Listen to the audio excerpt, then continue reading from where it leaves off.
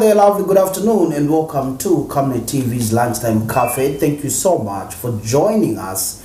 And my name is Tapelo Joe Smarta, and joining me is Honorable HON.SENSIO BANDA, veteran politician, a governance expert or activist if you like, or advocate, and he is a former member of parliament. We are here to look and analyze the contents of the Constitution of Zambia. Recently, we have heard of amendments that have been suggested to the Constitution of Zambia. The Honorable here will be using or will be relying on his experience and exposure to parliamentary proceedings and also to the issues that have to do with the Constitution of the Republic of Zambia. Honorable, let me welcome you to this interview. Thank you very much. It's a pleasure just to come and interact with the public and also have a discourse in view of the what you might call the elephant in the room, the issue of the Constitution. Thank you. Okay, awesome. Now, Honorable, first things first. Let's begin bit by bit, one step at a time. What is a constitution? What is the Constitution for a layman out there? So, for a layman, firstly, is the thread which holds us together as a people. Okay. We want to govern ourselves in a particular manner. Okay. Zambia is as such as a state because of the nature of its constitution. South Africa is such as a state by the nature of its constitution. Each state is unique to the extent on how they want to govern themselves. So the constitution is the supreme law of the land, such that if you have a constitution which is not people driven, we have it's a constitution anyway, but that's how people are going to govern themselves. So the constitution is a supreme law of the land, which is a lifeline, and it encompasses all issues to do with the governance, public affairs, how people are going to manage the affairs of a nation. Yeah, so basically in a language which would be appreciated by the people out there. Okay. Yeah. Now, Honorable, we have heard words like lacuna, amendment, reappeal, or repeal. Let's begin with when somebody says this particular constitution has got lacunas, or there's a lacuna in this constitution.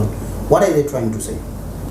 Well, I want just to raise, for example, examples will make sense to the people out there. For example, there was an issue of saving a term, what it means. Okay.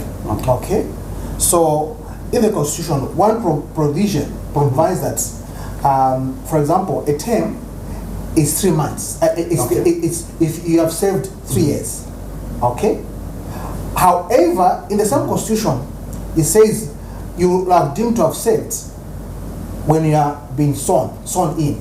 So already there's a constitutional lacuna. There's a conflict, you know. So that brings about difficulties in terms of interpretation in the courts of law. So, but for me today, I wouldn't want to dwell much in the nitty-gritty of what are the lacunas and so on and so forth. What is a repeal?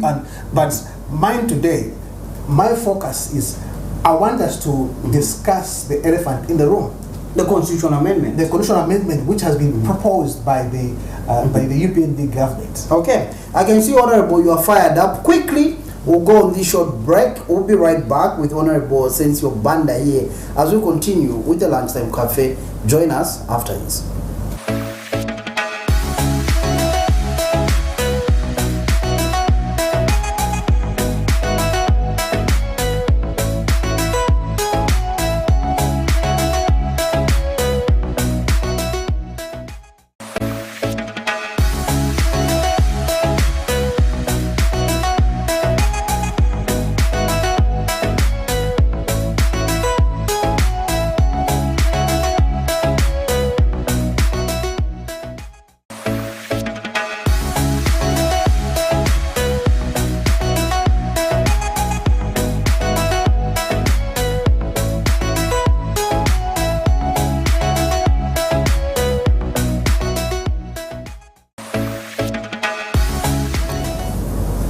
thank you so much for still joining us. We are still with Honorable HON.SENSIO BANDA, and of course, we are looking at the proposed amendments to the Constitution.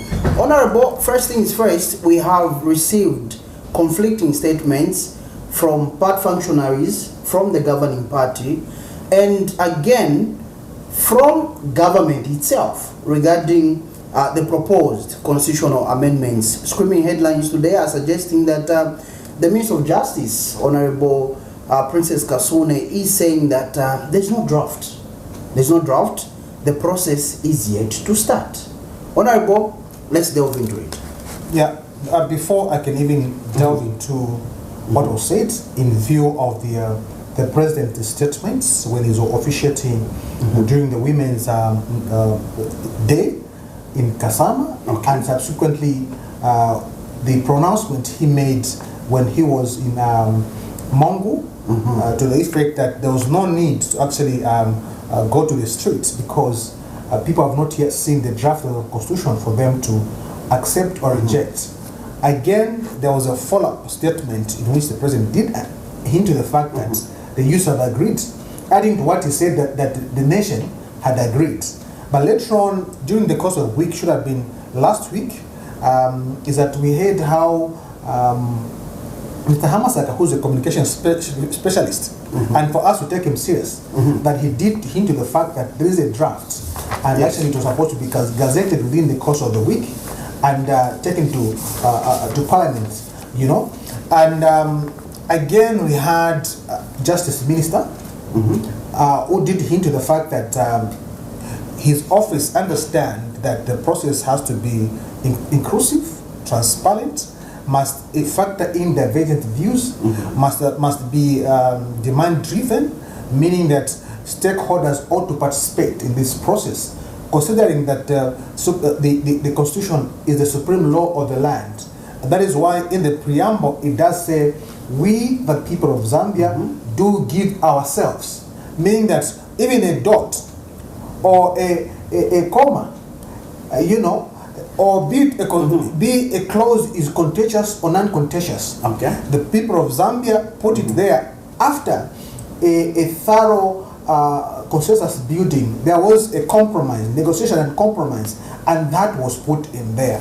And as such, the minister did say actually there's no draft constitution. What they have are just provisions, and so on and so forth. So there are all these statements. There's inconsistency in terms of statement.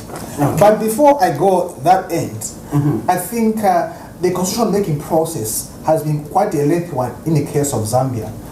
If there's anything to learn from, I think history can teach us something. History can teach the UPND government to do the right thing. For argument's sake, if you write from the Chona constituency commission, right? Commission, yes. To Mvunga Commission. You remember the Mvunga Commission is the one which ushered in the multi-party democracy. And the mandate of that particular constituency was narrow because its focus was to transform Zambia into multi-partyism, as it were. In fact, it was considered as a transitional constitution.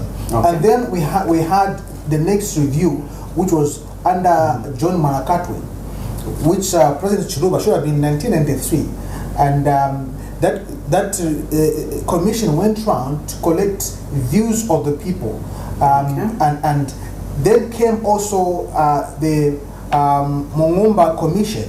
Okay. Then came the technical committee, which was led by Honorable Justice Anyo Solungwe under Sata is reign. Then we came to the NDF under Professor Manalushi. Okay. Yeah. So if there is anything which we have to learn from all those commissions, okay, is that irrespective of the outcomes, irrespective of the outcome, one, there was an established roadmap. Okay.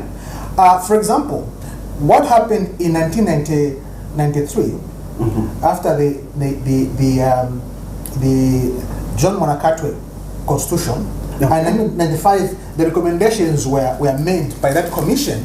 So what happened was that most of the commission reports and recommendations which people had said this ought to obtain, those were rejected. Okay. Such that when we came to the Manawasa time of reign, okay, we had the constitution making process. When the commission was put in place under the watch of Mungomba, okay, under the watch of Mungomba, they did their work, but in 2005 it stalled. Okay. Okay, and then in 2006 the process started. So the inertia about the constitution making process in Zambia has been an issue of trust. In view of what happened under John Mwanakatwe's constitution making process, there was a trust because issues of trust because the recommendations which the people made were rejected by Parliament, and the people realized that yes, we know that this is the house we put in place to enact the laws which people, as the people, say we should do so, but it seems they are not doing what we task them to do. That is why under Manawasa's watch, the Mvunga Commission, 2006, Manawasa came on board. He realizes that actually this is the people's document, and they defined who were the key stakeholders to be engaged. And also the period to be undertaken, it was about 285 days, among others. So it was clear right from the start. However, the civil society, under leadership of Oasis Forum, okay, did say that actually the route the Bonasa government has taken does not take the interest of the people. However, the government then, they said, look, the civil society have been mischievous because they are disregarding what the law provides. And there was a deadlock. If you remember, that deadlock was broken by the mitigation of the Zambia Center, Inter-Party Center of Dialogue. Oh, okay. Okay, so what happened is that when that happened, that compromise came in the form of National Constitutional Conference bill. Okay, so what they did, they took that bill, took it back to the stockholders for input by Minister of Justice then. Okay, and this is that bill provides all the modalities, the roadmap. Okay, everything was provided for in that bill, and it was pushed back to the stakeholders to the fact that can you input in this particular document. And when it came back to Parliament, it was enacted as NCC Act. Based on that, a committee, a commission was put in place. Okay. So one thing, the same happened to President Sata. Okay, when President Sata became president, he understood that a lot has been done, a lot has been said in terms of the constitutional review, electoral process, electoral process, and all these issues. So if Sata had taken the route that they're taken, would have also just said, can you bring me the report of Jonah, bring me the report of Mvunga Commission, give me the report of Mwanakatwe Commission, bring me the report of Mungomba Commission, and I'll task my minister with his technocrats to make a review and come up with a provision to be looked at. That's a response that was given. No, but you know what President Sada did? He put up a technical committee of experts, and the terms of reference were very clear. And that technical committee, for avoidance of doubt, one of the members of that technical committee is the current chairperson of Electoral Commission of Zambia, Bangala Zalomis, under Dove Chambers, was part and parcel of that particular technical committee under the reign of President Sata. So here's what I'm saying. If history is something to learn from, is that one, in all these reviews, constitutional reviews, irrespective of what was the outcome, there was a clear roadmap. And that roadmap, whether accepted or not, it was as a result of the back and forth. Even the case of Bill 10, yes, it failed, but those who participated, they can remember there was even an issue of Siavonga stakeholders meeting where things were first were discussed, which gave birth to the National Dialogue Bill, which went to Parliament to legitimize the forum, okay, and then came back as NDF. So what I'm trying to say is that the lessons are there for UPND government to learn from. Okay. Is that one, there's supposed to be an established framework. Okay. So the roadmap, The roadmap? what you're telling us is Yes. that when it comes to a constitution being amended, anything that has to be changed in the constitution, the roadmap is already provided for. No, The steps to follow are already there. no. What it is that, you look, the roadmap. The case should be the government. The role of government in the review process is to facilitate. Okay. Even the roadmap must be a product of consensus among stakeholders. That is why during Manawasa's time, Manawasa, they saw a lot.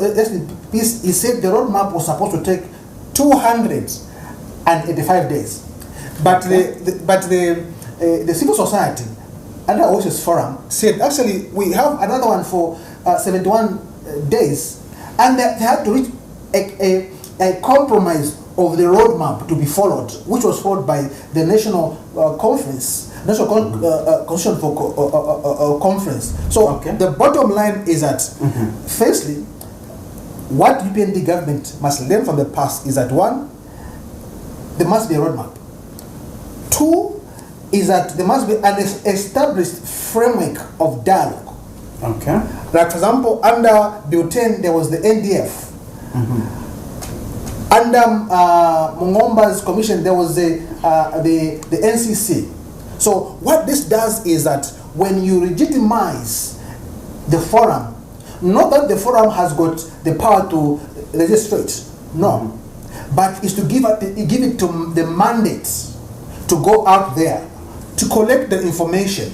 Okay, when that information is collected by, for example, technical committee under SATA went round to get the views of the people in view of the targeted provisions to be amended. They went out, okay, and collected those views. And along the way, President Sada died. Okay, so ideally, what's supposed to be done is that when you go out, that popular body goes out, collects the information, okay, and gets back to government through the Ministry of Justice, and say this is what the people are saying. Okay, all right. What has triggered the amendment? It's not government, but the people. Okay. Okay. So here is what the people are saying, and then the government will respond and take a course of action. Hence, they come up with the white paper. That white paper goes to Parliament for first reading. Okay? After that first reading is done, it goes to the special committee, parliamentary committee, where it is further subjected to the input from others. So, what the UPND government has done is circumvent the consensus building. I heard the Minister of Justice saying that to the effect that, in fact, it's him who started the process in 2021. Already in that statement, it's premised on a wrong assumption, because a constitutional making process is not a personal matter. He said, I personally started that process. It must be built around the key stakeholders agreeing. There must be consensus building. There must be transparent. There must be factor in divergent views, such that when you talk about the roadmap, is one which was said, yes, 50% of the people or 60% of people have agreed. Obviously, not everyone else can agree, but at least 50 have agreed, and this is the route which we are taking. But what is happening now? The roadmap for UPND, from where I stand, here's the roadmap. The roadmap is their president announces that the people of Zambia have agreed In Kasama. in Kasama. The question which rises, which people? And he goes further to Mongu to hint to the fact that people should not go to the streets and demonstrate because they're going to destroy public property and so on and so forth, which was again misleading, because to demonstrate, it is a constitutional right every Zambian, when they are not happy with the way a particular government is handling their affairs, they can basically go out there and express their displeasure through that. And what they say, you cannot go to demonstrate because you do not understand the content of the draft bill. At that point, I was really surprised, like, oh, you mean there's already a draft bill? Okay, because they said they agreed there's a draft bill already, but I thought it was just a slip of a tongue.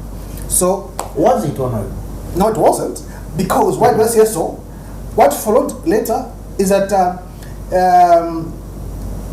the communication specialist actually said there is actually a draft bill which is supposed to be even gazetted for 30 days as what is provided by the law, and subjected to consensus, to building, as it were, which means actually State House cannot say what is not there. However, what happens is that the minister, the same day in the evening, the minister comes and says, actually, we recognize that Constitution is a supreme law of the land, and if we want to undertake any reviews of that document, it requires that there is consensus building. It requires, for that consensus building to happen, there must be an established dialogue forum to provide for that. So he says, we are yet to do that. Already I'm confused. That's a government spokesperson now. Yes. Government spokesperson as regarding the matter at hand. Yes. He says this process is not started. The communication specialist says the draft is there. What it means when the draft is there, it means I saw that the justice minister was trying to clarify to say actually he meant the provisions to be amended have been identified, because already in itself is a problem, because to identify what to be amended, to trigger what is to be amended must come from the people, not from government. Their role is participate. It's like two people want to marry, okay, and they put in place the committee.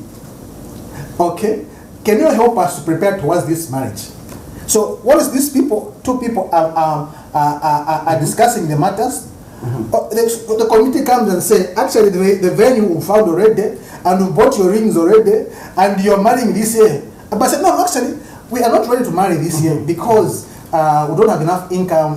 And then the committee said, whatever happens, you must marry. This is what this government is doing, because this particular process must be stakeholder driven. It must be demand driven. Stakeholders must be a key component to the process. But they have held on to the fact that this must be done regardless. And already, if there was some level of being honest with ourselves on managing public affairs, they shouldn't have gone ahead in their own right to sit down and identify the provision to be targeted for amendment without the input of the people. You know, so already it started on the wrong premise, as it were. So, so for me is that firstly is that history is rich with what needs to be done as a people. So for me is that we have a problem from the way things are being explained. And I heard the former Minister of Justice talking about that the Constitution provides that the delimitation must be done within 10 years. Okay, now before we come to the delimitation, Honorable, last week, if it's not, today is Tuesday, last week, the Minister of Information and Media was quoted in the media saying that we don't need to consult, wider consultations, because there are only a few provisions in the Constitution that we have identified that we would like to amend.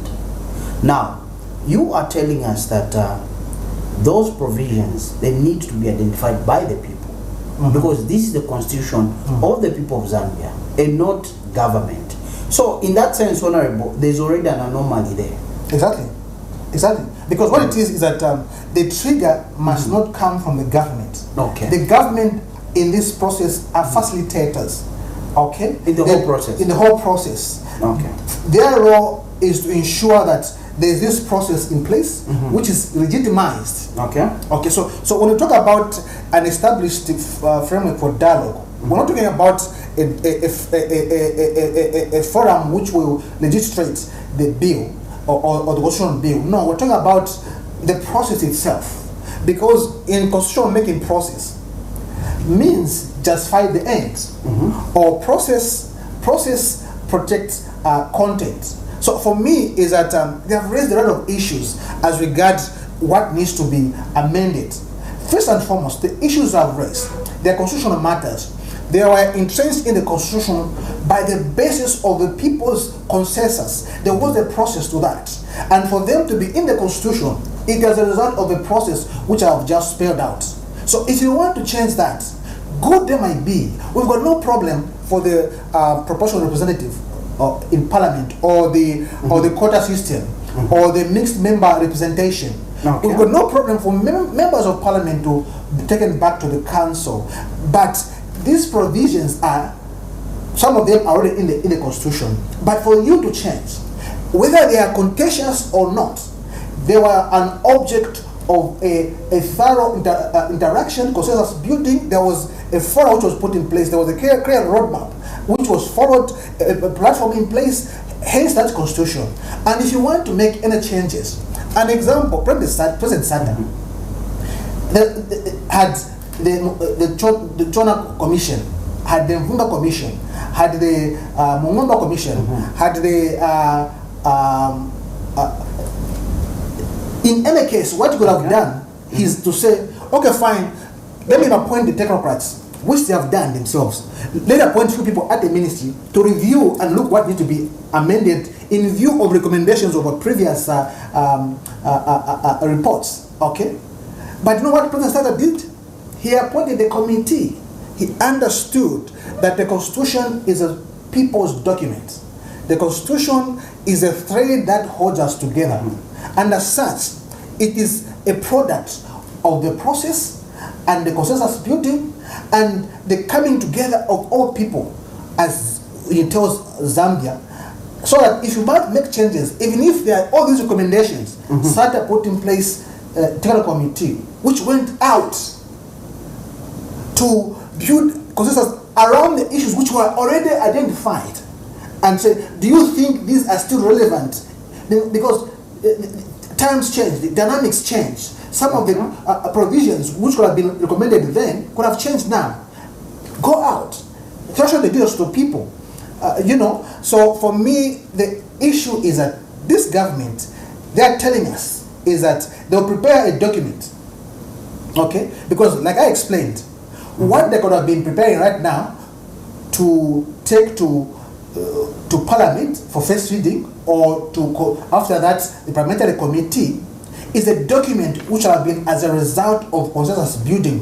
Whether there has been these reports which have been there before, but they could have identified a platform, a vehicle legitimized by Parliament to ensure that its interventions out there is legitimized, such that when it's taken to Minister of Justice, and thereafter the responses and also course of action, it's because the process justifies the end. So for me, the UPND government, their focus is just the end.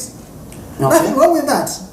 It's just the end. No. So you people are saying we've rejected this, is it because you don't want people to be in parliament, women, and so on and so forth? In any case, if the president so desired that there must be proportional representation in parliament, okay, Article 259 provides for that those who qualify to be appointed or nominated, and there's provision that actually the president has the right to appoint more of the women or disabled, and so on and so forth.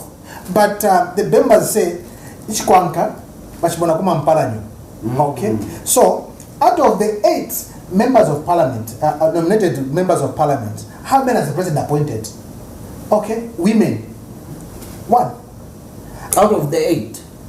1 or 2, okay? So he's got the privilege of appointing 8 to nominate 8 members of parliament. Yes. And out of the 8, only is it 1 or 2? 1 or 2 were nominated. Nominated.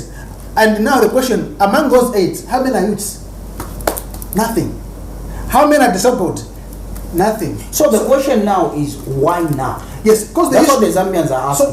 Why now? So for me, the president could have demonstrated goodwill to say, look, this constitution constrains me in terms of nomination, and I've got only 8 slots, and so far I've appointed 5 women. 5 women, and 2 of the women are youths, but I can't do this more than what is provided in the constitution. So allow me for provision. People will say, yeah. The president has shown goodwill. Another example is the cabinet ministers. They're about 38. Okay, they're 38. How many are women? 5. Okay. Out of 38. And how many are youths? I mean, in UPND, there are young men who are capable, okay, members of parliament, who I could have wished to see them as cabinet ministers, but they were not appointed. So for me, is that goodwill must be shown within the existing laws before we can stretch it further. Okay, so for me is that, one is that there's no clear roadmap. Secondly, there's no established framework for dialogue. Okay. And the other aspect is also the budgetary constraints. If the UPND government indeed so desired to actually amend the constitution, that was going to be reflective in the 2025 budget. But if you ask me, is it there in the budget? It's not there. The question is that any constitution making process is a costly exercise, and as such should be factored in a budget. In fact, it may be provided for in the 2 budget cycles. But if you look at the 2025 cycle budget, fiscal year, it's not there. So the question is that, where has it come from? And what has triggered this? When you didn't even actually budget for it. Why should you say now we should have this constitution? You didn't even budget for it. And the implication is that now you need to realign your budget. Amidst this budget, it has got heavy burden in terms of wage bill, okay, servicing the debt, and service delivery has gone down. Amidst that, one of the key stakeholders in terms of donor funding, USAID, has pulled out, and most sectors of the economy will be affected, okay. And now we want to bring the constitution in the budget, which is top heavy in terms of wage bill and also debt servicing, and service delivery has been compromised. And now we want to bring a component which you never budgeted for and say we must put it there at all costs. The question is that, what triggered it? If indeed there was insincerity to have this particular constitution amended, why didn't they put it in the budget in the first place? So that's another aspect. Also, there's an aspect of time frame. Okay. Yes, I saw the minister arguing, no, actually, it can be done. He was giving an example of the 2016 amendment process. What he's forgetting is the 2016 constitutional amendment process started during the times of Satan. Okay? Yes. So it was just a pickup from where it ended. Now we are having because by the way it was a continuation, but now we have this process under UPND government watch, where right now there's no roadmap, there's no clear roadmap other than the announcements of the president. There is no established framework for dialogue. You know, they have said we've had consensus. I heard the minister saying, in fact, we started building consensus around this issue in 2021. We are not aware of it because constitutional making process must not be handled like it's a pocket diary. It's a people's document. So for me, and much more, as a country, we are constrained. We are constrained economically. Zambia is going through a lot of things. There's high cost of living. We have got an issue of load shedding. People are going without. Just in the NGO sector, because of the pulling out of USAID. ZRA will lose income in terms of tax. Okay, and mind you, one of the assumptions of the 2025 budget is that 80% of its resources for financing the budget will come locally. But because of this factor, a lot of these people have lost jobs with NGO sector. They have good salaries. and their contribution to ZRI was huge. An example, I want to mention one of the NGO, just one NGO, was contributing 60 million kwacha per month. 60 million? Yes. Okay. So now you've got many of these. People have lost jobs, and ZRI, we have got Zambian entrepreneurs who are not producing because of ZESCO. Because not producing, which means tax has gone down, okay, and people have lost jobs because of ZESCO, and all these issues have riddled our economy. And yet we have chosen that at all costs we need to do this constitutional review. In any case, what is this constitutional review if it goes through? People are going without food. What is this constitutional review when actually there is still high cost of living? What is this about broadening the participation of women and increasing the numbers of seats in parliament, which actually is the cost of national treasury, because meaning that if we have 250 MPs next year, end of next year, it means we'll have 260 MPs, 260 vehicles, expensive one, allowances, and yet our gratuities, and yet our economy is sick. So for me, yes, we need to undertake this process. I think so that agents, what's agent right now is to look at the economic recovery. Okay. Yeah.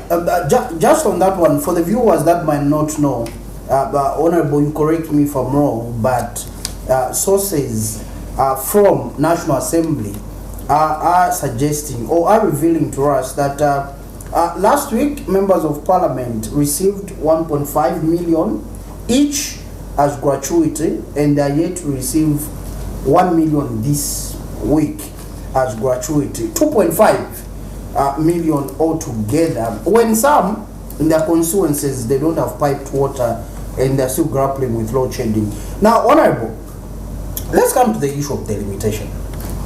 Some sectors of society are suggesting that sub-article 5 mandates the Electoral Commission of Zambia that it shall, at intervals of not more than 10 years, review the names and boundaries of constituencies and wards.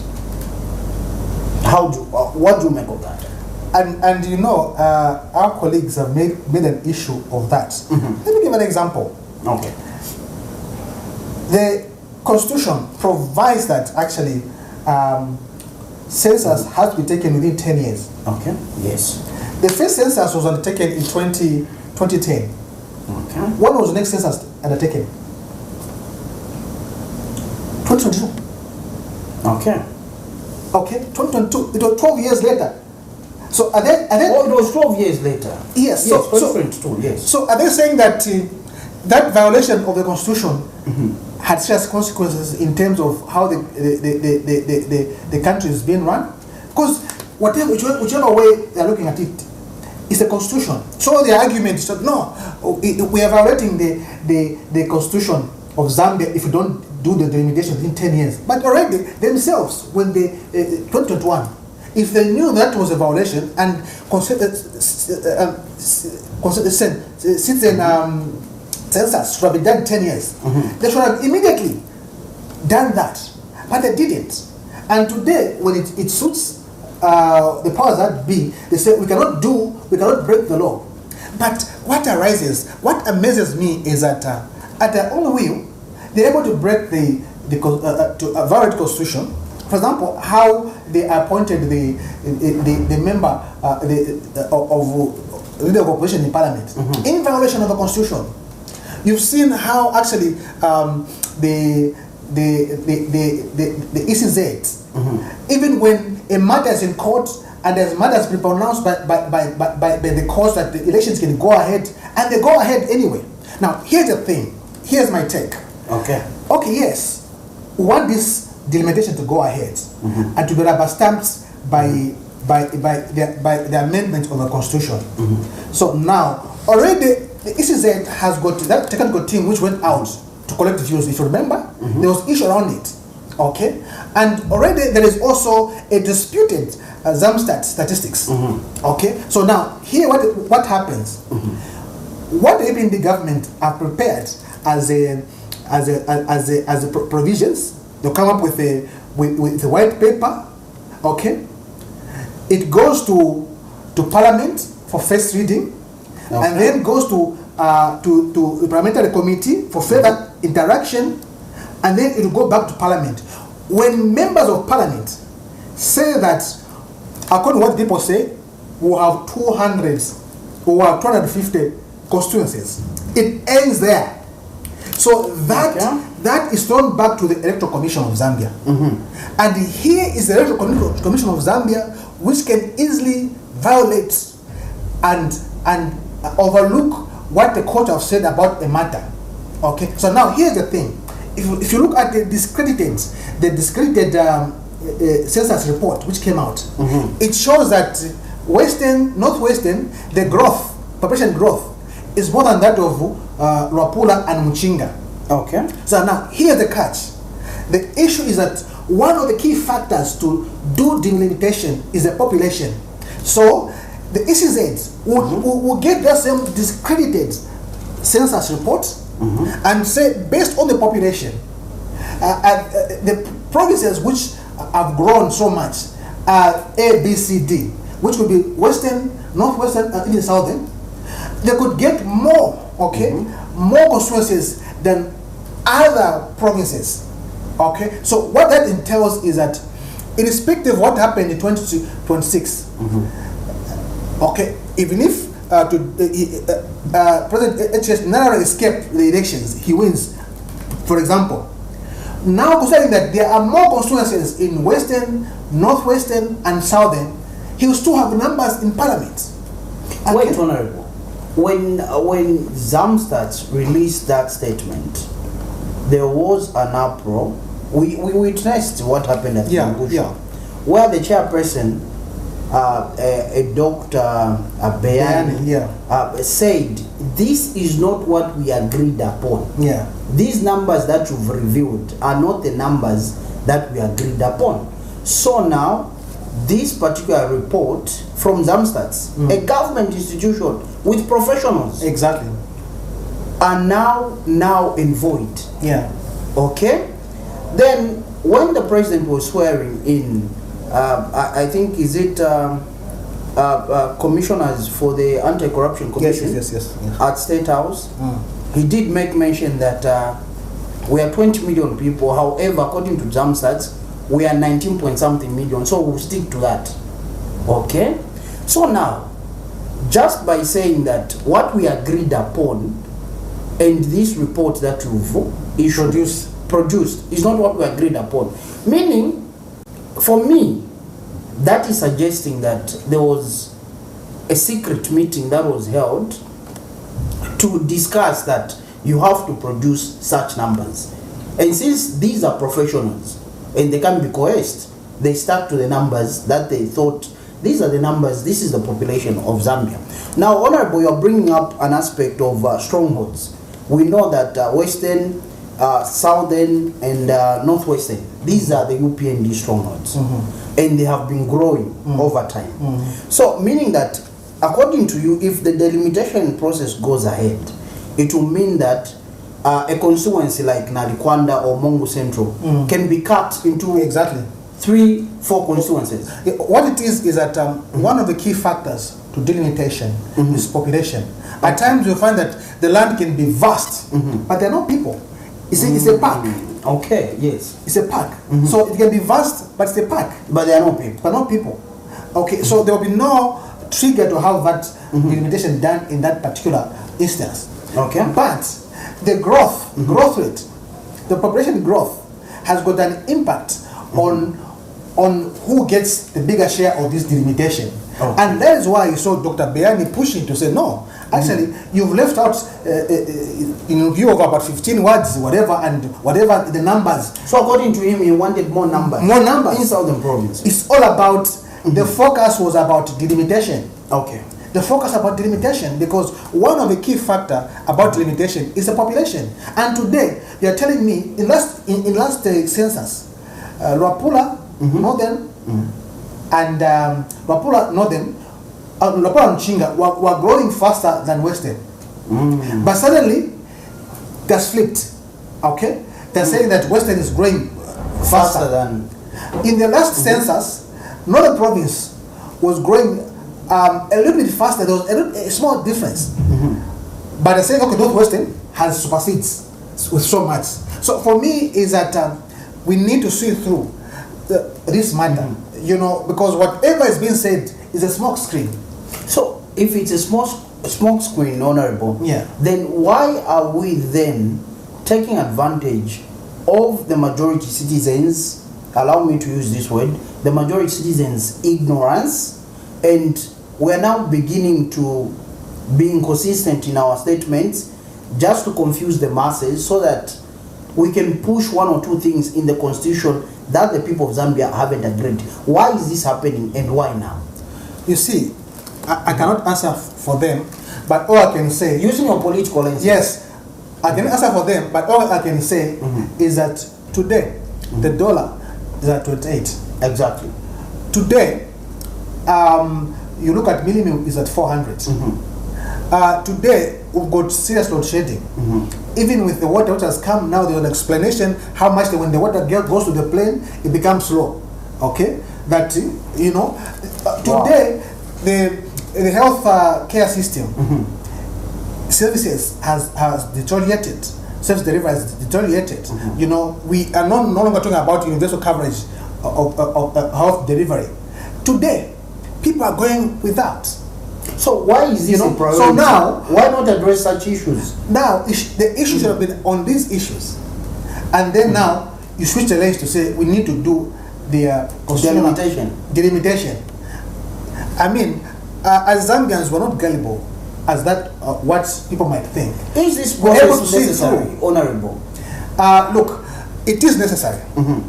Is it needed now? Let me explain. It is necessary. Okay. Why? Because you bring development closer to the people. Okay. But the question which arises, if we did the delimitation tomorrow, will it change service delivery? Okay? And at what cost? Okay. So that being the case is that we are saying that let's focus, let's prioritize on what issues which will impact people positively in the short term. So the priority of this government should have been to look at the lives of people. Okay. You know, look, though they're saying that report was from previously, but the report says 12.6 million people are living beyond $2.15 per day. Abantu in a day, they're living on 60 kwacha. It's not you saying it, Honorable. It's the World IMF. Bank. Yes, The the World World Bank, IMF have ranked Zambia as the 6th poorest country in the world. Now, just there, Honorable, the members of parliament are getting their gratuities at 2.5 million, one person.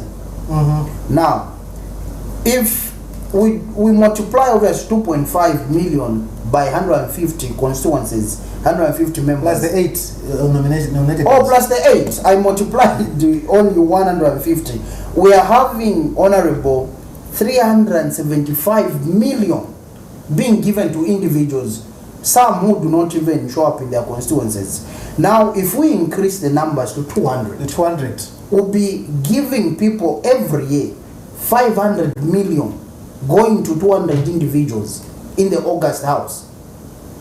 Is this being fair on the Zambian citizens? So first and foremost is that there's need for UPND government to put in, to prioritize the approach to issues. Okay. Right now, what is affecting the people is an issue of bread and butter.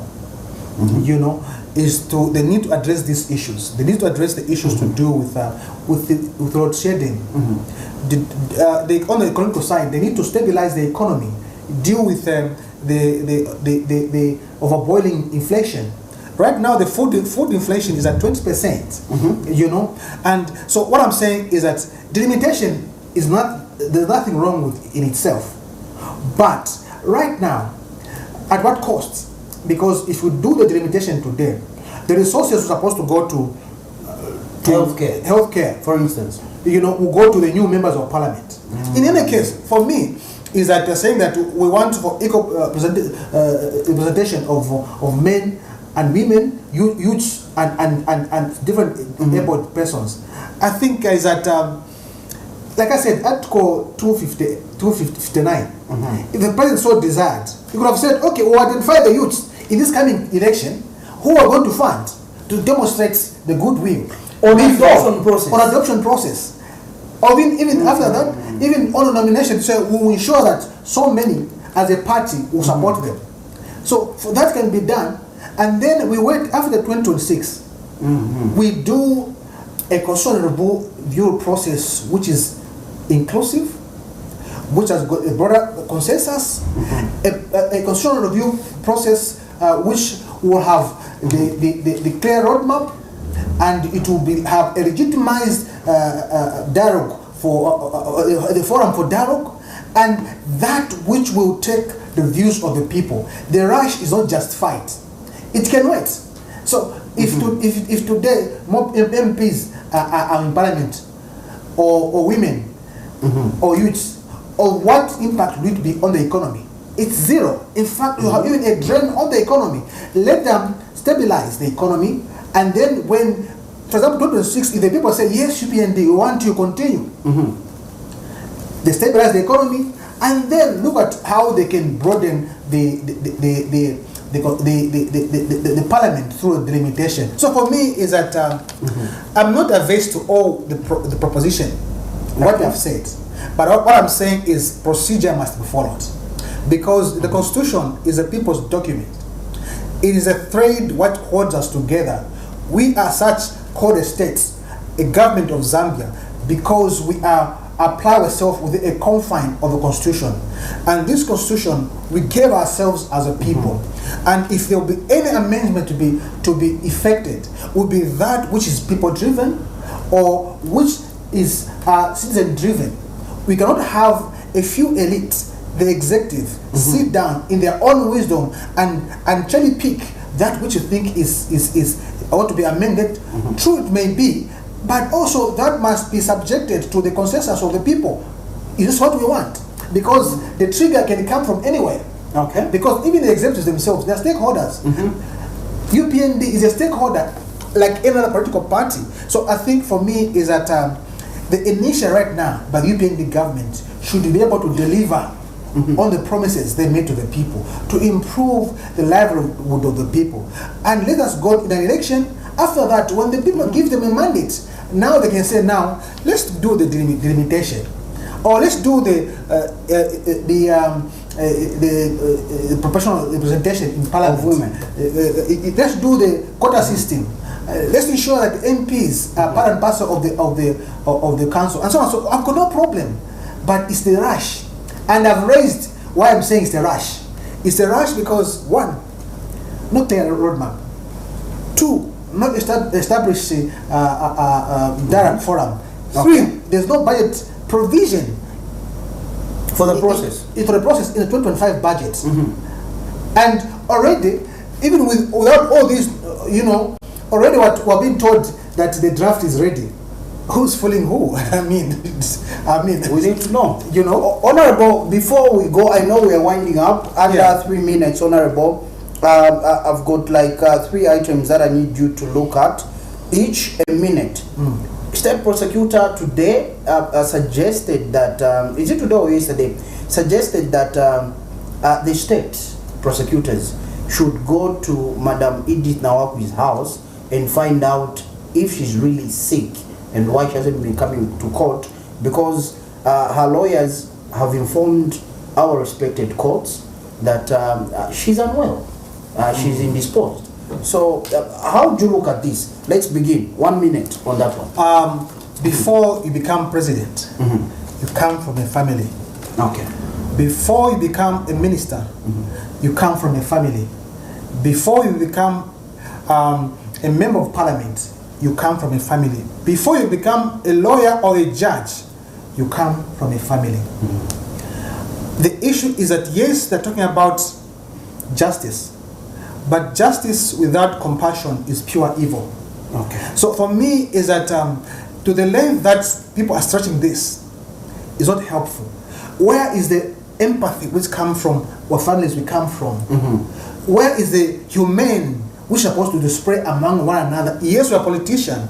We can differ on ideas, on how we view on issues from different perspectives, but when there is a life involved, Okay. we need to actually have empathy, have compassion. Madam Nawaki, she's sick.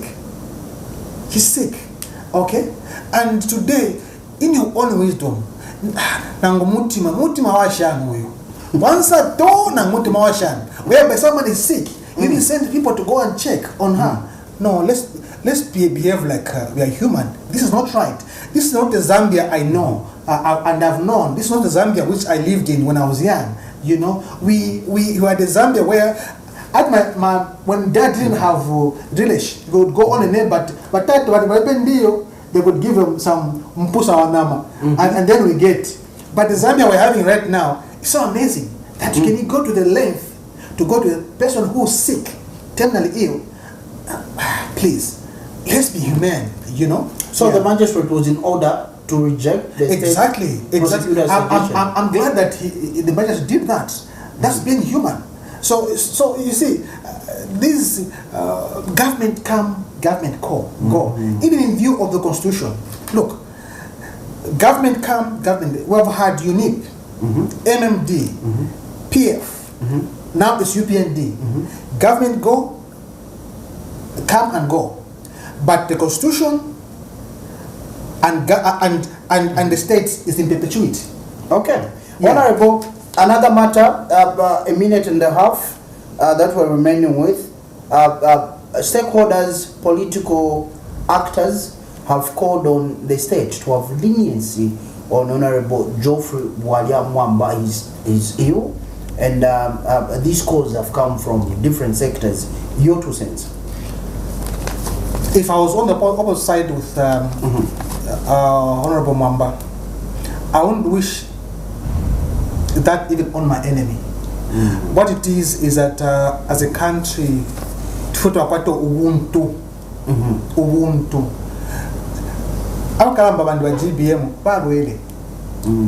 You know, yes, there could be issues to do with the court and all that, but let's be humane. He's sick. Accord him that opportunity that he goes to actually get the relevant specialist medication, as it were.